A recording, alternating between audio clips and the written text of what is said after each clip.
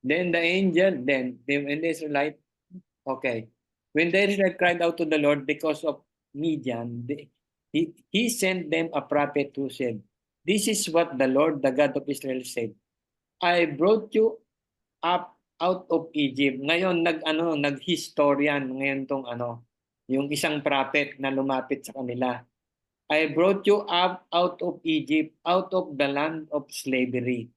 I rescued you from the hand of Egyptian, and I delivered you from the hand of your oppressor." Guys, pag ito nire-relate during ito, yung kausap nito, medyo siguro yung mga tao doon nakikinig, hindi pa nila masyadong, baka kasi ilang generations na to eh. Di ba? Inire-recall lang ng God sa kanila. Eh, ano yung ginawa namin sa'yo? Bakit kayo nagkaroon ng an Israel country? Ba't kayo nagkaroon ng land because of me? "And I delivered you from the hand of all oppressors. I drove them out before you, and you gave their land. I said to you, I am the Lord your God. Do not worship the gods of the Amorites, in whose land you live, but you have not listened to me." Naku, bakit kaya ang titig ng mga taong yon? After 40 years, nakalimutan. Siguro after 10 years lang, wala na eh, di ba? Talagang it's really pag talagang sumama ka sa mga taong hindi mga Kristiyano, malaki ang tyansa na ikaw ay madadala. Maliit ang tyansa na ikaw ay madadala mo sila. Di ba? Parang ganyan ang nangyayari. And then 11, "The angel of the Lord came and sat down under in the opera that belonged to Joas the Abiezrite, where his son Gideon was threshing wheat in the winepress to keep it from the Midianites." Di ba? "When the angel of the Lord appeared to Gideon, he said, The Lord is with you, O mighty warriors." Okay. So ito na, yung ito na, pumasok na si Gideon, ano? And then the angel of the Lord. Pag sinabing sa Old Testament, the angel of the Lord, ito inaano to sa na ito yung si Christ, eh. Di ba? Pero may ibang topic tayo diyan. Huwag muna nating to, ha? And then si Joas, ito yung tatay ni Gideon. Ang ginagawa ni Gideon during that time, nagte-threshing siya ng wheat in a wine press to keep it from the Midianites. Explain ko sa inyo lang ito.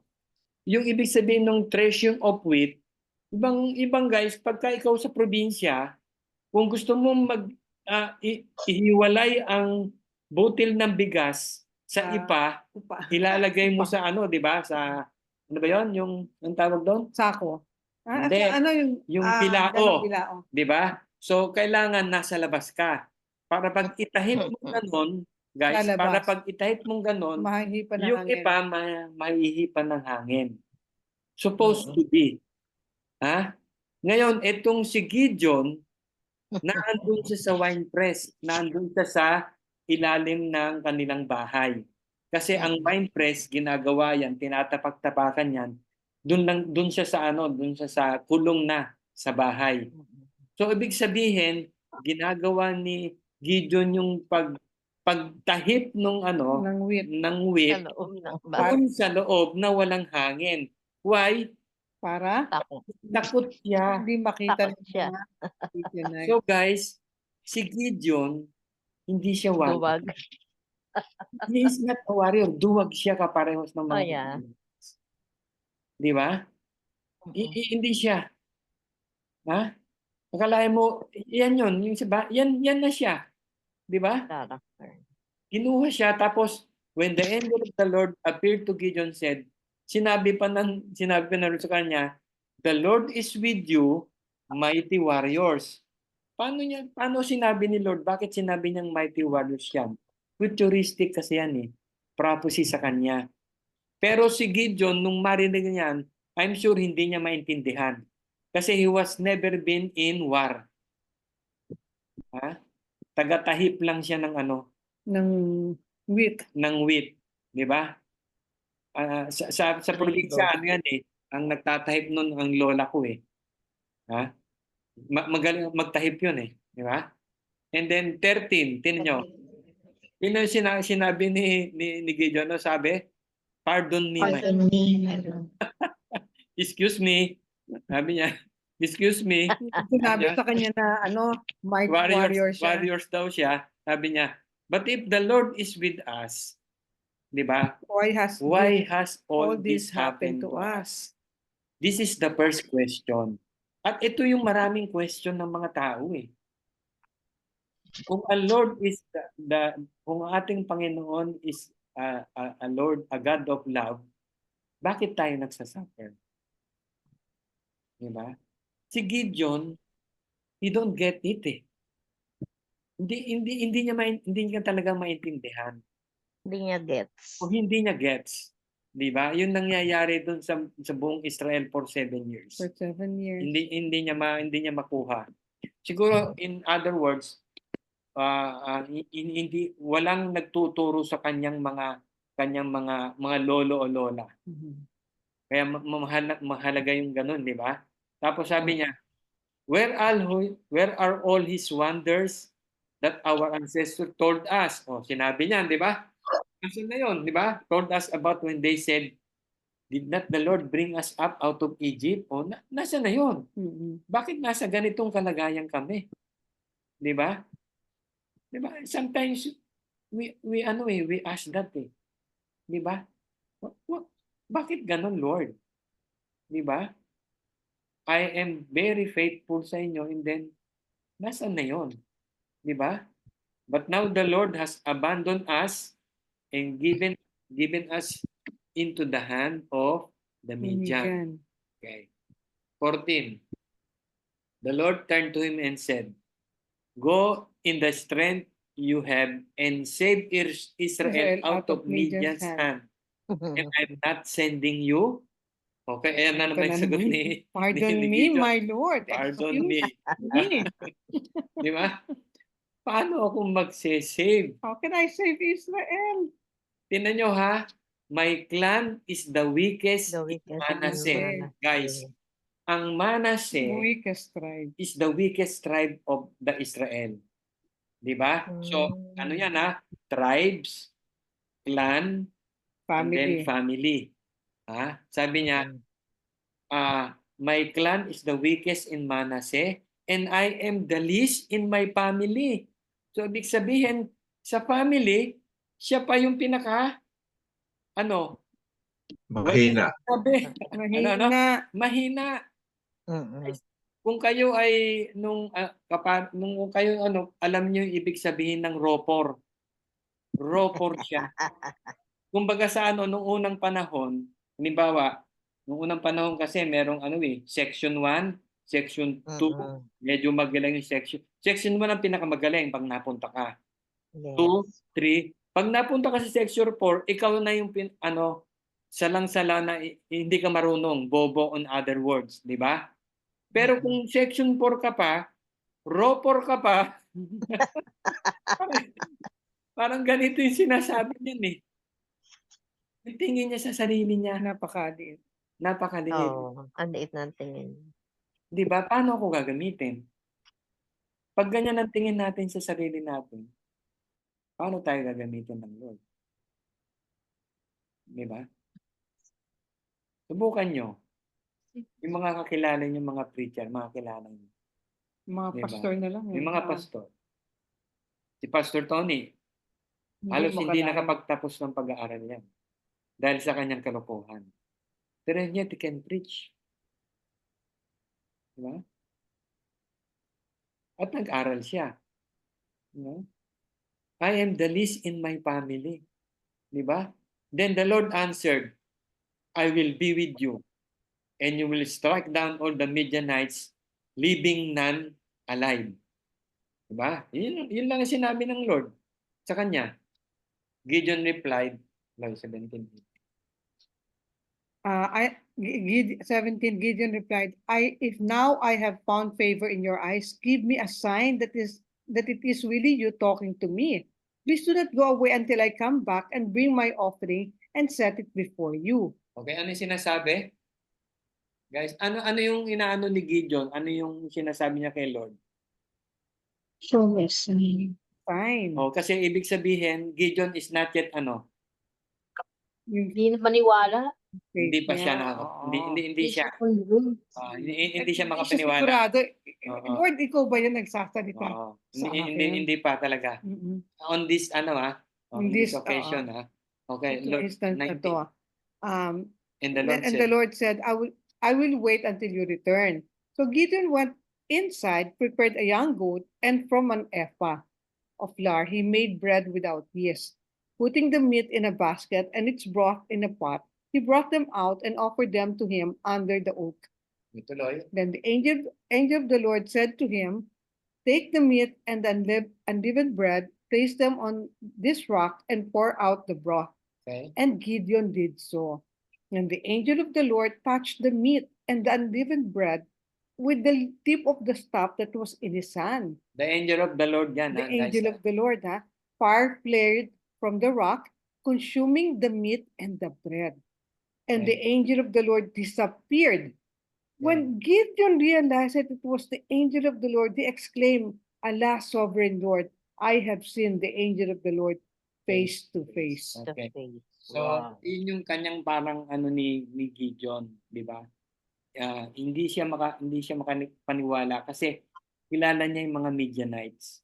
7 years niyang kilala yan. And they are so Pinagtataguan. powerful, di ba? Parang siguro di ba? Kumbaga sa mga Nazi, yan. Kilala ko na yan.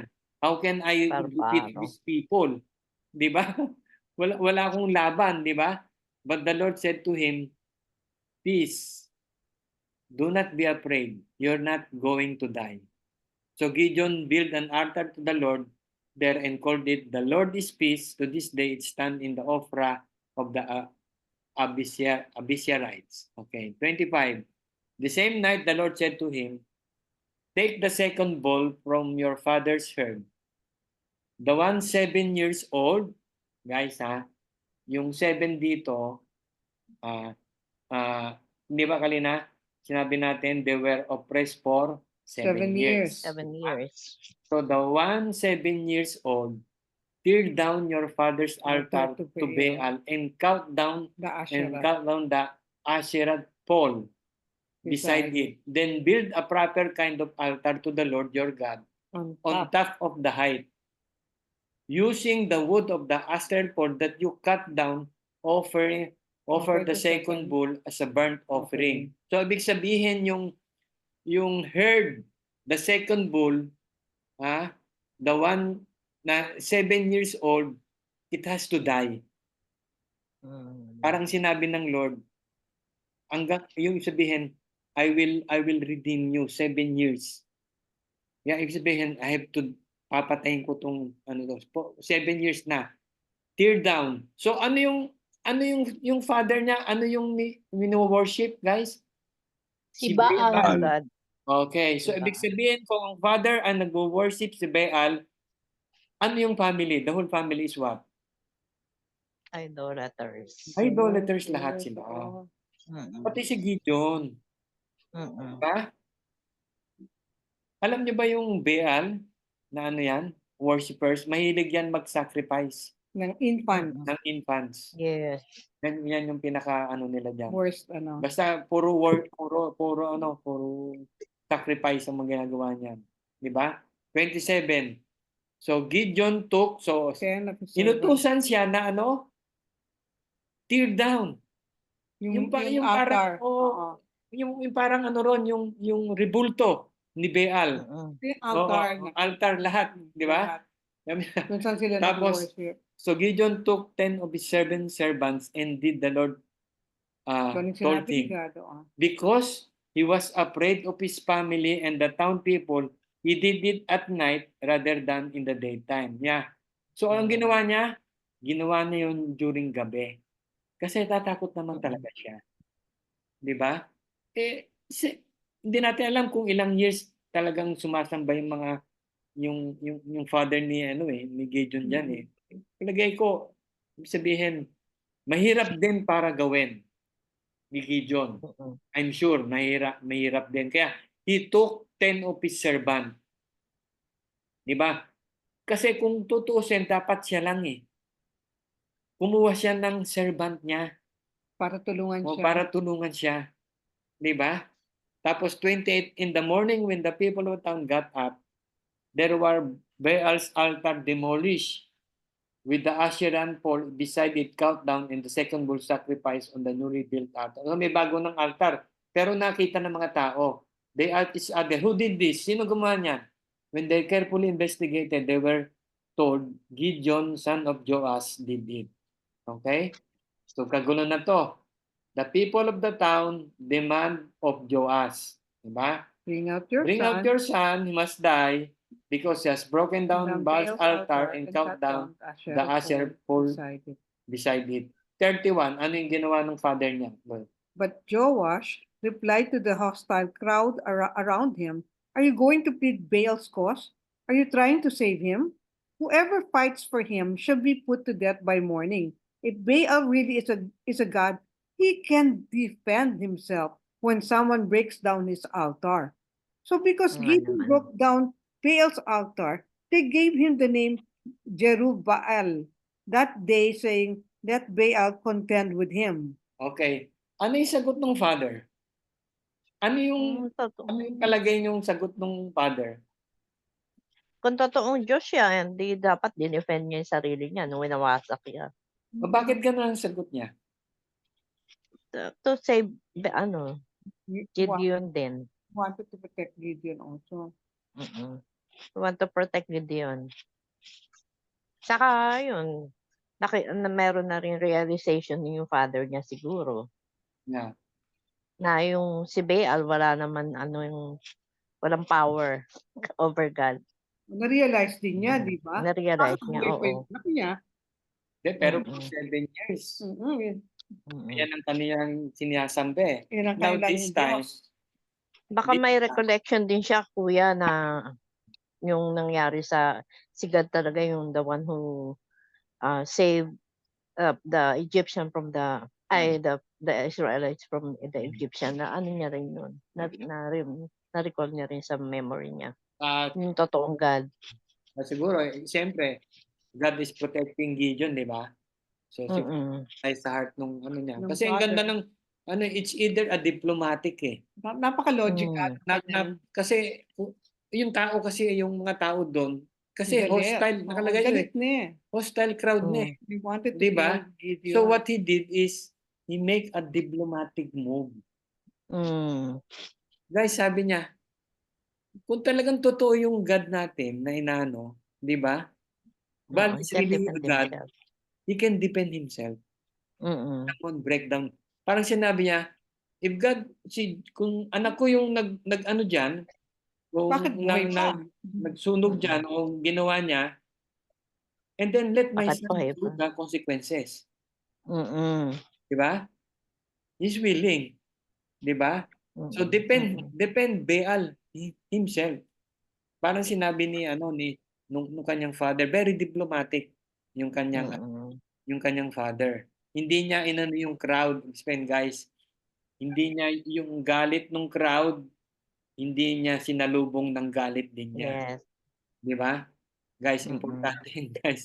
Liberating din. Yeah, Kuya. liberating din sa kanila. Then 33. Now all the Midianites, the Amalekites, and other eastern people join forces and cross over the Jordan and camp in the valley of Jezreel. Guys, itong valley of Jezreel, pareho lang yan ng valley of Armageddon. Doon sa may tawag nito? Jezreel. Sa Book of Revelation. Armageddon yan, guys. Ha? Kasi marami yan eh. Hindi kakasya yung mga Amalekas Midianites eh. Alam niyo naman yung the Valley of Armageddon, di ba? Napakalawak niyan eh. No? Then the Spirit of the Lord came to Gideon and he blew a trumpet. Di ba? Summoning the Abeyarites to follow him. He sent messenger to Manasseh, calling them to arms, and also to Asher, Zebulun, and Naphtali. So they came to went up to meet him. So ano yung pag-blow ng trumpet, guys? What's the meaning of blow of trumpet? Ano na yun? Ah, Prepare for the war. yeah, yung pag-blow ng trumpet, the Spirit of the Lord came to Gideon and he blew a trumpet. He asking for help to those people around. Yung mga clan na nakapaligid sa kanya, 'di ba? Tapos 36, Gideon said to God, "If you will save Israel by my hand, as you have promised, look," ito na naman, guys, ha. Itong 36 hanggang 37 hanggang 38, hanggang ngayon si Gideon, maski nakita niya yung altar na ginawa niya ay sinunog ng 'di ba, ng angel of God, 'di ba, naging abo, 'di ba? Na sinunog yon. Hanggang ngayon hindi pa rin siya makapaniwala. Sa 36 sabi niya, Gideon said to God, "If you will save Israel by my hand as you have promised, look, I will place a wool fleece on the threshing floor." 'Di ba? Gusto pa rin ni Gideon ng And more guys. signs. Yan sign, miracle. Ganyan tayo kasi, 'di ba? 'Di ba? Bago tayo na-save, ano pa, explanation niyo pa, was it, ano pa, give me signs, 'di ba? I will place a wool fleece on the threshing floor. A wool fleece, yung wool fleece, guys, yun yung parang yung tupa pag binalatan mo yung yung pinaka-wool niya, 'di ba? Ginagawang damit, yung ginagawang yon, yung tupa pag binalatan mo, yan yung balat kasama yung balahibo, ha? Kasama yung Ginagawa balahibo, for. ha? I will place a wool fleece on the threshing floor. Ang threshing floor basa palagi yan kasi yan yung tinatapakan para magkaroon ng grapes, ha? If there is a dew only on the fleece and all the ground is dry, then I will know that you will save Israel by my hand, as you said. Ang sabi niya, kung merong ano yung dew sa Tagalog? Hamog. Amog on the fleece, dun sa wool, and all the ground is dry. 'Di ba? Supposed to be yung ground ay Wet. wet. Basa. Kaya, then I will know that you will save Israel by my hand, as you said. 'Di ba? Parang, again, tingnan nyo. Sign na imposible. And that is what happened. Gideon rose early the next day. He squeezed the fleece and wrung out of the dew a bowl full of water. Di ba? So, nagkatotoo. So, God, although, guys, ganito yan eh. Although tayo medyo may alinlangan sa ating mga prayers. Diba? May maalinlangan. God has given us leeway. Ibig sabihin, parang giving us a grace. 'Di ba? Yung ating humanity. Alam niyo 'yon? Si Gideon kasi kilala niya eh. Hindi naman talaga siya warriors eh. Duwag talaga siya eh. Itong ginagawa ni Gideon is just looking for, gusto niya talaga na, ako ba talaga? Kasi naniniguro siya, kuya. Baka naman mapahiya lang ako, 'di ba? I want some evidence. Ganyan tayo, guys. You want some evidence. 'Di ba? Gideon rose early the next day, he squeezed the fleece and wrung out the dew a bowl full of water. So anong nagkaroon ng, supposed to be yung fleece na yon, yung wool dapat dry, pero nagkaroon na wet, di ba? Okay. Dahil sa dew, di ba? Then 39, then Gideon said to God, sabi niya, ang ganda ng usapan nitong dalawang Gideon tsaka si God eh. Do not be angry with me. Let me make just one more request. Allow me one more test with the fleece. This time, sabi niya, ni-reverse niya. But this time, make the fleece dry and let the ground covered with dew. Mm. I-reverse lang niya. Ha? The night God did so. Guys, wala namang imposible si kay God. Yeah. Pero minsan 'di ba Oo. nakakainis na yung alam mo yung dinidictate natin si God na, "Lord, gawin mo 'to para lang yung may gano'n tayo. Ano utusan? Utusan natin si God. Hindi, Bakit Ang kakulitan gano'n? ng tao. ganyan naman tayo Most of talaga. the time. Pero ganun. yung minsan gusto natin may confirming sign, pero Yeah. ingat Yeah. kayo remember si Zacharias, yung tatay ni John the Baptist, 'di ba? Nung nabuntis si Elizabeth na sinabi naman sa kanya ni God na talagang magbubuntis. Hindi siya gusto pa niya ng confirming sign. Anong ginawa ni God sa kanya? Ginawa siyang Binulag. mute. Mute, Yeah. 'di ba? Hindi siya Titiba. nakapagsalita. Ayun. Hanggang sa mag-give birth si John the Baptist. Alam niyo guys, Mm-mm. ang ganda ni Gideon. He's really a human kapares natin. Ordinary human. Mm-mm. That we cannot believe ourselves na magagawa natin yun. Di ba? Sinabi na nga niya I will give, ibibigay ko sa inyo ang Midianites. Pero haba sigurong nakikita ni Gideon yung mga Midianites kasi malapit lang sila dun eh. Yung malapit Gaano lang sila eh. karami, Yung gaano ganong karami. ka-powerful. Di ba? Siya. Parang tayo guys, yung parang we are in a very difficult situation. Pero yung situation natin, yung kalaban natin parang he has all the mechanism para matalo ka. Sabihin, imposible. Di ba? Nakakalimutan Yung natin. Philippines lang yan, kuya. Nothing is too hard for the It's Lord. too hard. Yeah. It's too hard for me. Kung sa akin to, hindi ko kayang gawin to. Mm-mm. Nasa kanila lahat ang tools, everything, bravery, lahat may sword sila, may wala. And then sa atin life ganun din. It's too hard. Tinitingnan natin yung kalaban. Naalala ko Di si ba? Marlon noon. Ano yun? Di ba sa time na, hindi alam ng enemy kaya iba yung gagawin ko. Si Marlon, tuwan-tuwa. And then you guys, si God, He is so yung grace niya. Gracious patience. So patient. Grabe. Yeah. Sobra. Kay Gideon, kasi the word of the God is not enough kay Gideon eh. Mm. Pinaulit-ulit pa niya. He wants something na yung gagawin na imposible sa tao. Mm-mm. Di ba? Ginawa na nga ni God. Eto Eh si God pa naman, so sobrang pasensya. patience with us. He give us so much grace. Naintindihan niya tayo yung humanity natin. Guys, naiintindihan niya tayo. Whatever, kung ano man yun, nangyayari sa atin, palagi niyang naintindihan niya. Okay, let's go to chapter 7. Tingnan natin kung maabot pa natin chapter 8, ha? Kaganda no 8. Pero si ano na yon So kita nyo na yung si Gideon, ha? He's not a warrior. He's not even, hindi siya pa nakahawak ng sword.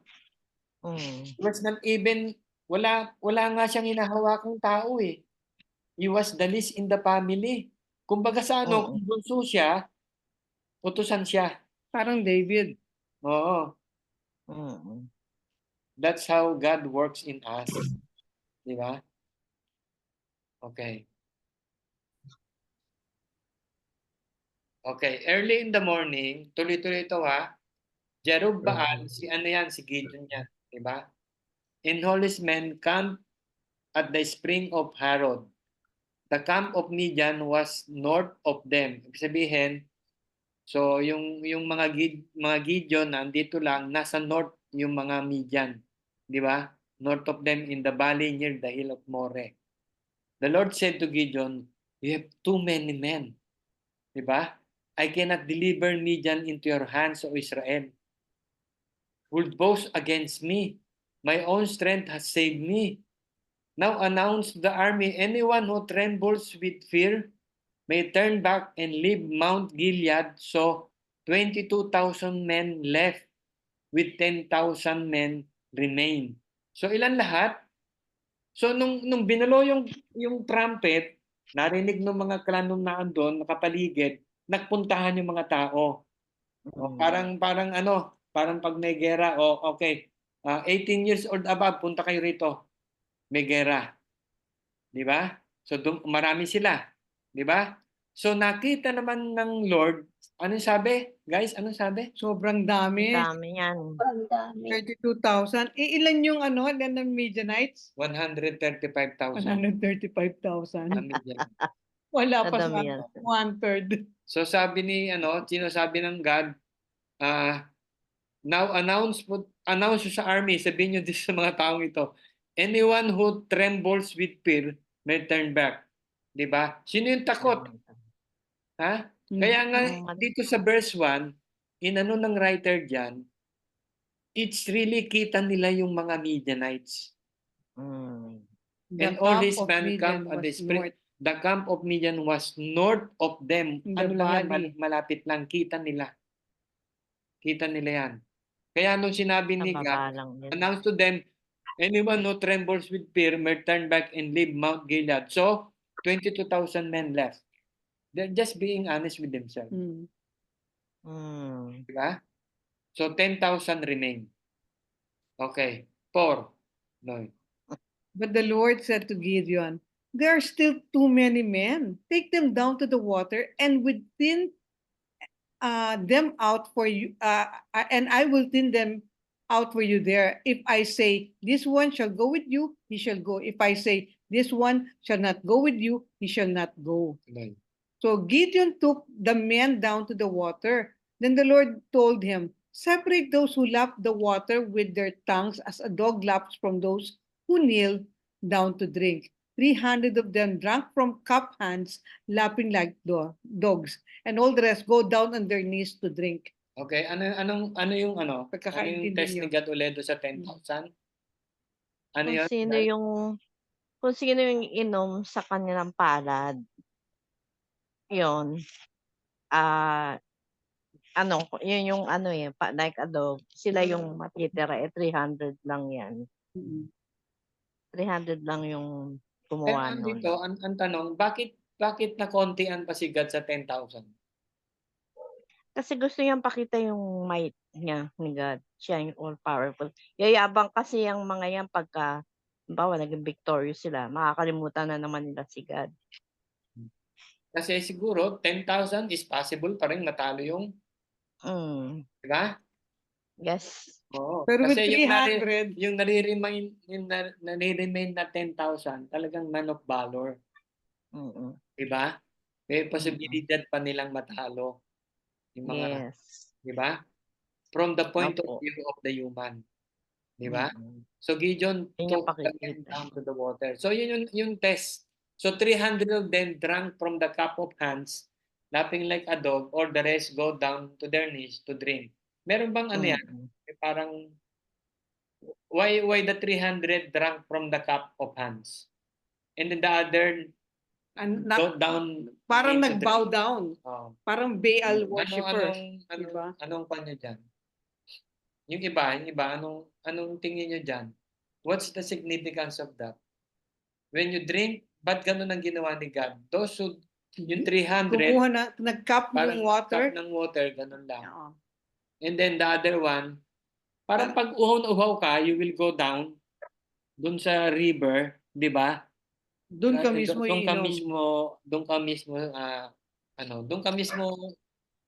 iinom. What's that? Meron bang something dyan? Something significant kung ano yun? Is that guess nyo lang guys, guess. Brother Claro, anong gusto mo? Anong gagawin mo? Gaganon ka ba o dun mismo sa river magdi-drink?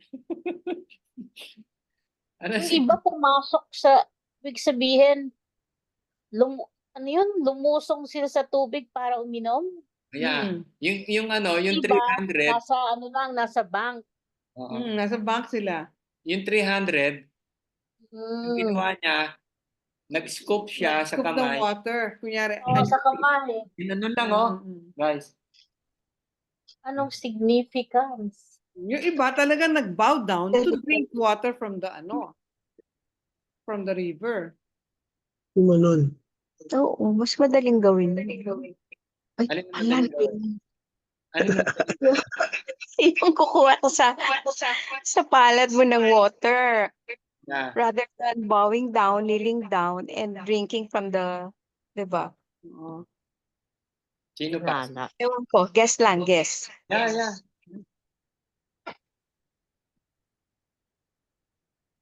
If you are a Guess soldier, lang. if you are a soldier and if you are a smart soldier, and if Sasanain mo yun kasi para sure kang malinis yung water. okay, Mhm. pwede rin. Pwede rin. Ano pa kaya? Joey, ko naman. Sirit. No idea. Guys, ang kasi pinipili ni itong 300 na to, ito yung piling-piling mga sundalo na bukod sa bravery, they're smart. They're always ready. Yung mga sundalo na smart and always ready, nandun sa battlefield, they will not drink of water doon sa nakasubsubang ulo. They will always be alert sa paligid nila. Hindi, Tama. kapag sumutsub ka, hindi makikita Hindi kung mo may makikita. O may kaaway ka sa Hindi likod. ka Tama. Yung 300, supposed to be yung Masarap. pag-scoop na, although in-scoop nilang ganon, nakikita pa rin nila nila. yung Kita mo yung paligid This is how- mo. Tama. how they do during the Ganun ba? Akala ko dahil mas konti yung nag-scoop, ayaw nga ni God ng marami eh. Gusto Yun niya nga. yung minimum. Yeah. Parang ganun. So yung Bukod sa- 300, Oh. I think, Doon para makita yung smartness ng mga nung 300. Bukod sa Intelligent. gusto ni God, konti lang, para oh, yung glory mapupunta sa Kanya. Pero God, yes. Yes. pero ang ititira niya are those people talagang they are brave and they are smart and they are ready to fight. Kasi ano pa rin sila eh. Di ba? Guys, kaya nga tinawag na Gideon 300. Yan eh. Siyempre naman yung 300 na movie Alam niyo na kung bakit Gideon 300, ha? Gideon Yeah. 300. Yung nakikita natin. Yung ba yung movie na yun? 300? Okay. Nadap lang dyan sa Gideon. So 300 lang ang 300. inano, Pumata. 300 lang ang Tumata. pero the Lord has, kung hindi man ganun ang reasons, he narrow it down to 300. Di ba? Pero he see to it that that's 300 ay tawag nito is they are Anointed. appointed, anointed, brave.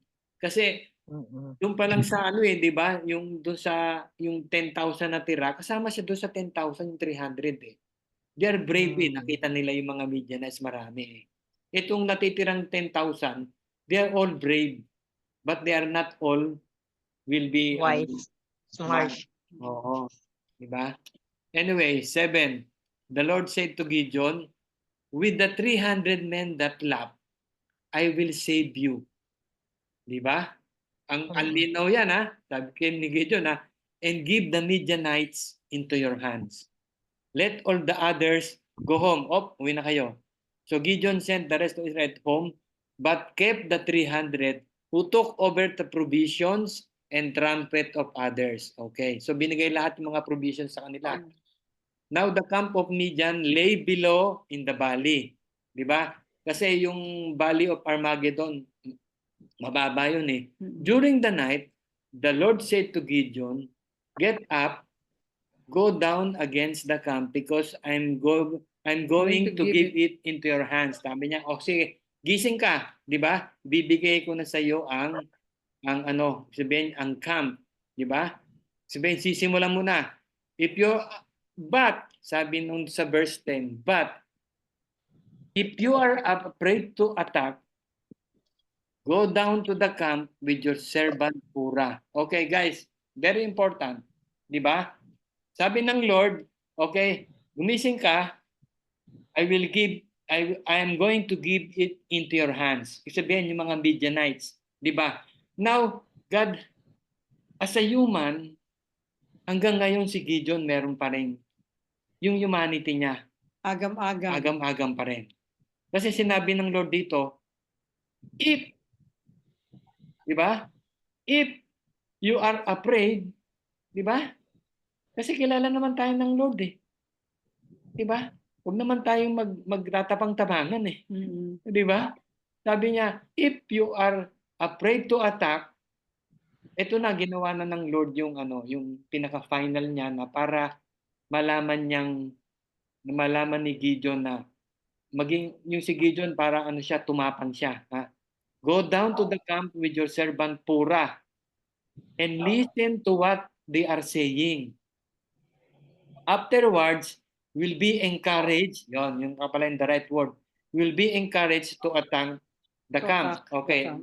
pakibasa. So, Asan na? So he and Purah, his servant, went down to the outpost of the camp.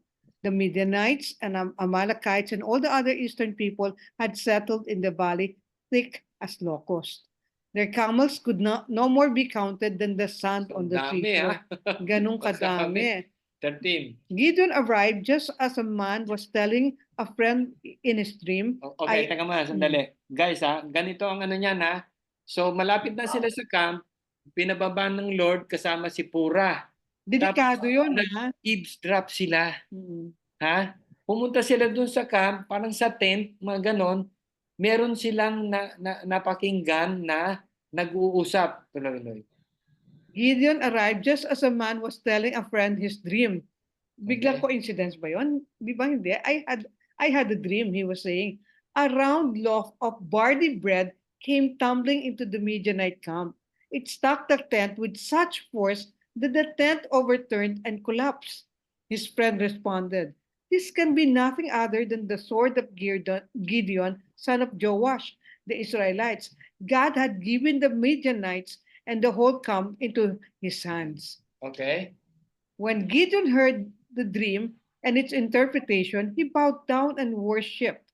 He returned to the camp of Israel and called out, "Get up!" Okay? Ito guys ha. Look how the Lord how the Lord Built his sabihin, trust and faith. paano niya tayo yung i-encourage. Ha? Almost all of us minsan nadi-discourage tayo. Not minsan, palaging tayo nadi-discourage. Most of the time. Di ba? Most of the time we are discouraged. Then the Lord will do, di ba, the most impossible thing. Di ba? Nung narinig nila ni Gideon, di ba? Yung dalawang nag-uusap na meron daw barley bread is a poor man's bread. Ito ay tinapay ng mga Parang pandesal. ng mga mahihirap. Actually, yan yung mga Israelites. Kasi inaano nga ng Midianites ang Israelites, di ba? Tumbling into the Midian camp. Nagtatumbling na dun sa camp. It struck the tent with such force that the tent overturned the collapse. Yan yung mangyayari sa Midianites. In other words, his friend responded, tingnan nyo ha, ito yung work ng Lord. Di ba? Sabi nung mendo sa this can be nothing other than the sword of Gideon, of Joash, the Israelite. God has given the Midianites and the whole camp into his hand. Ito, dito na-encourage na si Gideon. Kasi ang kanyang naririnig niya, yung mga kaaway niya. Di ba? Nag-eardrop siya ron eh.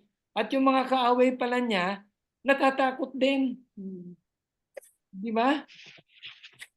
Kaya dito na, tinan mo when Gideon heard the dream and its interpretation, he bowed down and worshiped the Lord. Talagang paniwalang. Tapos, he returned to the camp. Get up, gising na kayo. Gising. Guys, dito pa lang tapos na yung laban. Yeah. The rest of the verse though, it's automatic na. Sabihin, dito pa lang natapos na. The Lord has given the Midianites camp into your hands, dividing the 300 men into 3 companies, di ba? Like 100. Big 100. He placed trumpet and empty jars in the hands, all of them, with torches inside. Guys, what do you think? Yung dalawang nag-uusap na kalaban, hindi naman accident yun, di ba? Sino na nagsabi sa kanya? Sabi niya, if you are afraid, go down there. Makinig ka doon sa dalawang nag-aano. Di ba? Ang ganda, di ba? Kasi ino-honor ni God yung ating yung being afraid, Yung feelings yung natin. feelings natin. Binavalidate niya. Oh, hindi siya yung ang ano mo naman. Sinabi ko na nga sa iyo Hindi eh. judgment. Oo, sinabi ko na nga sa iyo, i-deliver ko sa Midianites eh. Huwag ka nang makulit, sumunod ka na lang. Pero sinabi ni Lord, if You are afraid. you are afraid, Go down di ba? to the Midianites. So it's so nice. Yung itong ano, kaya nga sabi sa inyo, dito pa lang tapos na yung kwento. Di ba? Pero tapusin natin. 17. Do ikaw. Watch me, he told them. Follow my lead. When I get to the edge of the camp, do exactly as I do. When I and all who are with me blow our trumpets, then from all around the camp, blow yours and shout, for the Lord and for Gideon. Okay, tuloy. Gideon and the 100 men with him reached the edge of the camp at the beginning of the middle watch, just after they had changed the guard. They blew their trumpets and broke the jars that were in their hands. The 3 companies blew the trumpets and smashed the jars. Grasping the torches in their left hands and holding in their right hands the trumpets they were to blow, they shouted, "A sword for the Lord and for Gideon." While each man held his position around the camp, all the Midianites ran, crying as they fled, takot na takot. Anong nangyayari, guys? Nagkagulo na. Ano nga yung nangyayari? Di ba? Nag-blow sila lang ng trumpet. Do they have swords? Wala. Ha? Torch at saka trumpet ang dala nila. Okay, tuloy. Pichel. When the Torch, 300 no? When the 300 trumpets sounded, the Lord caused the men throughout the camp to turn to each other with their swords. Sila na yung nag-away. The army fled to Beth Shitta towards Serara as far as the border of Abel Mehola, near Taba. Israelites from Naphtali, Asher, and all Manasseh were called out, and they pursued the Midianites. Gideon sent messengers throughout the hill of country of Ephraim, saying, "Come down against the Midianites and seize the waters of the Jordan ahead of them as far as Beth Bara."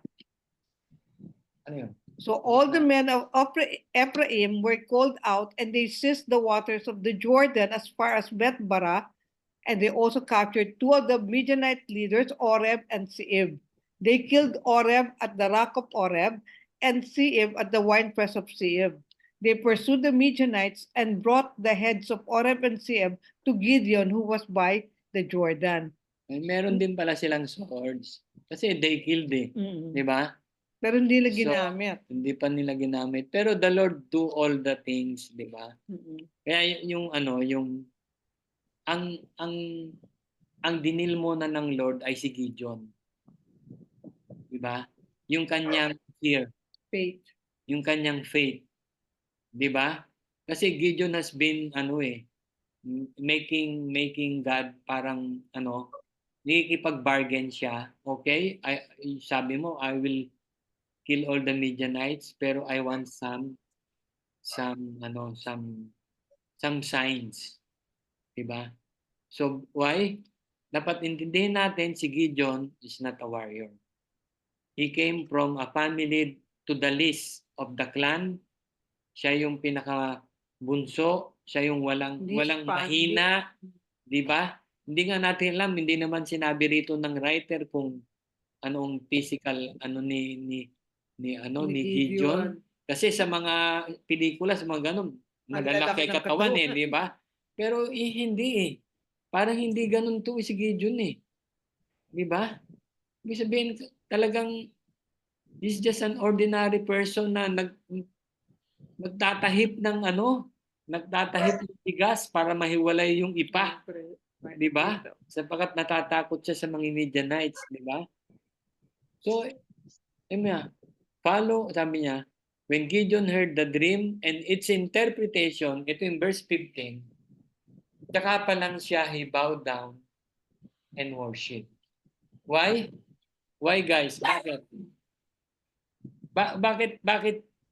Bakit yun yung he bow down? Talagang maniwala siya.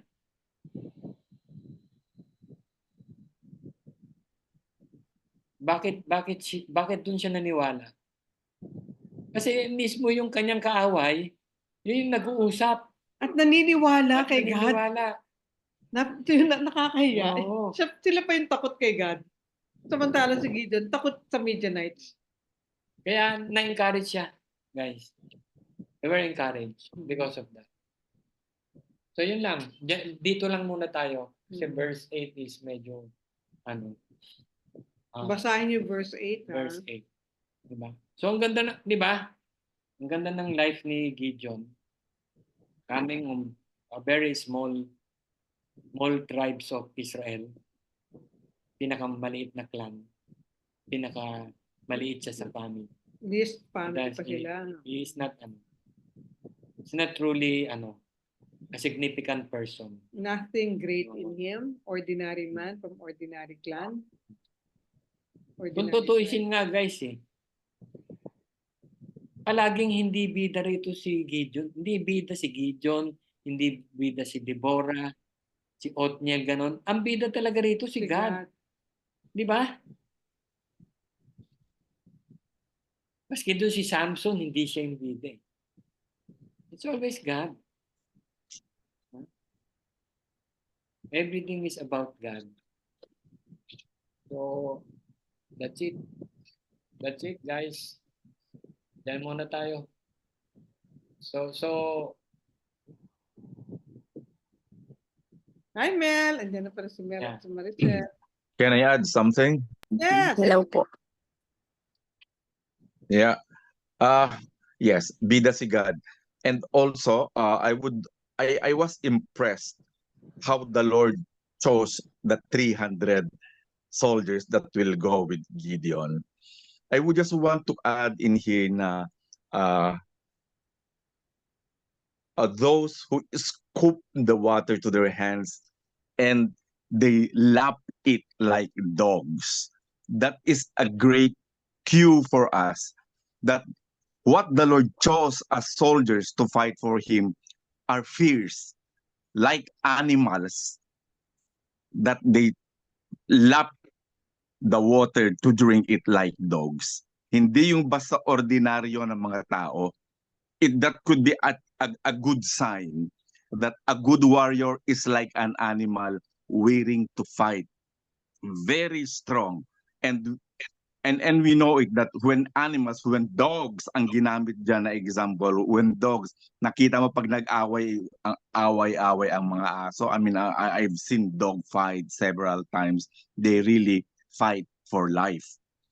So that's how God chose the soldiers who fought for him with Gideon, like animals, like dogs. So yun ang pinili ni God na makipaglaban sa kanya. That's just an additional input. I don't know if it makes sense, but I could see that we have a very logical God. When he does things, when he chose something, there is always a reason.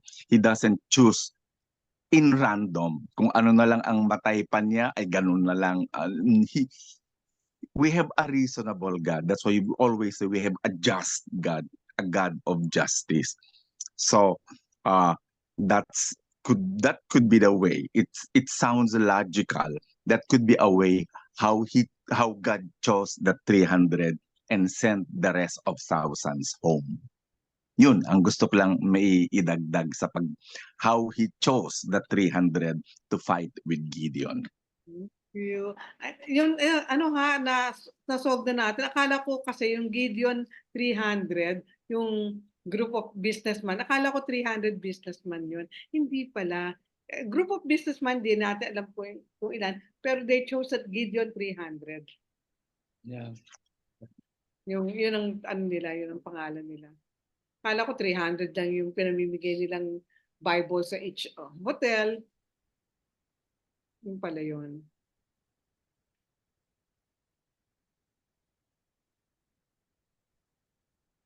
May dadagdag pa?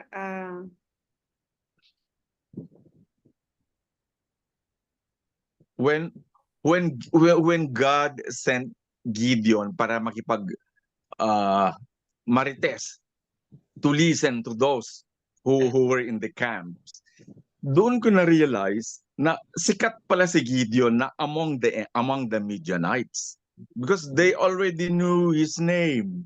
See, para bang, oy Gideon, sabi ni Lord, wala kang kaalam-alam, sikat ka, no?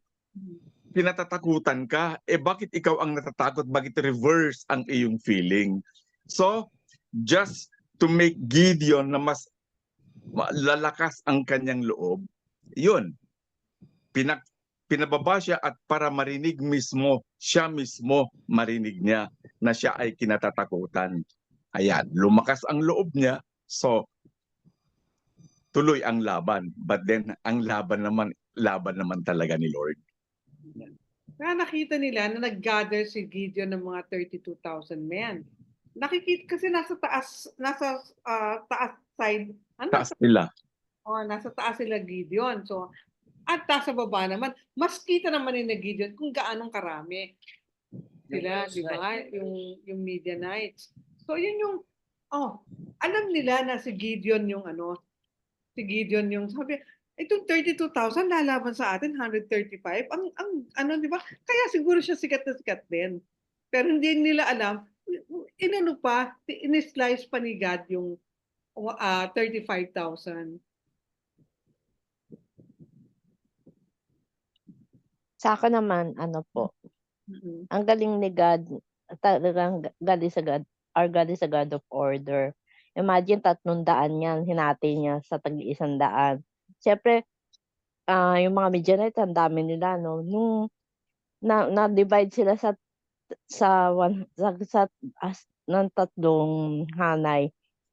Siyempre, pagka may torch sila, tapos may trumpet, ang akala ng Midianites, sandamakmak sila. Yun yung strategy doon eh. Ang galing ng strategy ni God doon. Siya pa rin yung mabigyan mo ng kapurihan dyan. Hindi natin ma-outlive talaga yung talino ni God eh. Yun yung natuwa ako doon kasi biro mo narinig lang nila yung trumpet. Tatlong pulutong. Akala nila madami yung Israelites. Siyempre nasa taas sila maingay yung trumpet eh. Tapos dumadaguntong pa. Kaya natakot sila. Nagtakbo sila na nag-away, nagsisihan sila, naku, ayan pala, marami pala ang kalaban natin, matatapang pala mga Israelites. Hindi na akalain, 300 lang yun. Galing na strategy ni God dun. Kay God pa rin yung papuri dyan. Lagi naman ganun, di ba? Sabihin. May question lang ako, Kuya Mike. Di ba sabi niyo nga si God naging pasensyoso siya kay Gideon. Bakit si Gideon, di ba, gusto niya talagang may confirmation, may signs. Nung kay Moses, nung time ni Moses, naisip ko lang to. Kasi si Moses, di ba, reklamador din. Sabi niya, bakit akong aanuhin mo? Bulol ako. Di ba? There was a time, natutulog siya. Yung spirit ni God, gusto na siyang patayin.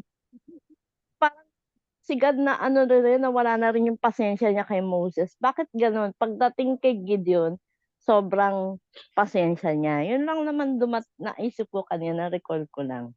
Yeah. Naisip ko rin yun, Edith. Kasi yung si Moses, di ba, nagreklamo siya. Hindi siya marunong magsalita. Mumble siya. Harap siya kay Pero. So ang ginawa ni God, ano, Si Aaron na lang ang inano. hindi siya gumaling sa pagsasalita eh. Hindi niya hinil. Oh, hindi niya Hindi hinili. Eloquent. Hindi siya naging eloquent. Binigay sa kanya si Aaron. Aaron. Aaron. Pero nag-aral si Moses, di ba? Pinag-aral siya. Oh, Nadubag din kaya siya o talagang bulol siya by nature? May stammer issues. Mm. Hindi, Nagsiyang. siguro pagdating na sa pagharap kay Pero, talagang Oo. maano ka naman talaga. Mm. Iba yung Okay. during that time, Pero siya yung pinaka-powerful sa buong mundo. Mm. Pag napunta Oo ka sa naman. yung mga drawing ng mga artist sa kanyang ano, yung temple na ginawa para sa kanya na ano, wow, grandeur talaga. Mm. At ikaw ihaharap na galing ka sa doon sa ano yun, yung naging ilang years kang naging tagapag ano ng tupa, di ba? Mm. Yes. So, wala na yung ano mo, tama sabi mo, pinag-aral siya. Pero ilang taon siya na doon sa ano, doon sa Sabyanan niya. yanan niya. Ha? Mm. Sino ang kausap niya? Mga tupa. Mga tupa. Wala na yung confidence. Wala rin Wala na. confidence. So Wala it siya ng could be- kumpiyansa, nawala ng glamour.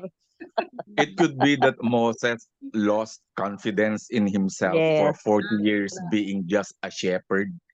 That could be the reason why. Then all of a sudden, God picked him out from being a shepherd, then asked him to lead the Israelites out from Egypt. I would say, even if I were in a position of Moses, I would also say, Lord, teka muna, sandali lang. Di ba shepherd na ako for 40 years? It means my thinking, my mentality is now the mentality of a shepherd. And then you ask me for this big task. So, It could be that way. Oo. Ang stand ni Moses at that time. Bigla siyang plinak ni Lord from being a shepherd to become a leader in bringing the Israelites out from Egypt. Sino ba naman ang hindi matataranta? Mm. Yung Judges 8 sa'yo na, Clara. Uy. Pero pagdating Lord. kay ano Yes. madagdag ko lang kapag dating kay David, iba naman ang ano ni Iba David. naman. Oh, 'di ba? Ang galing nga eh. Iba ang dealing ni God. Pag binabasa ko yan talaga Bible na diyan kay Gideon tawa ako ng tawa eh. Nabudol nila yung mga Midianites eh. Yung treatment niya bawat isa sa atin. Bawat Tayo, isa halimbawa, natin din. we have our own struggle in life. Mm. Treat it as differently. And we could also see that the technique or what the Lord did in fighting the Midianites is the same process he did when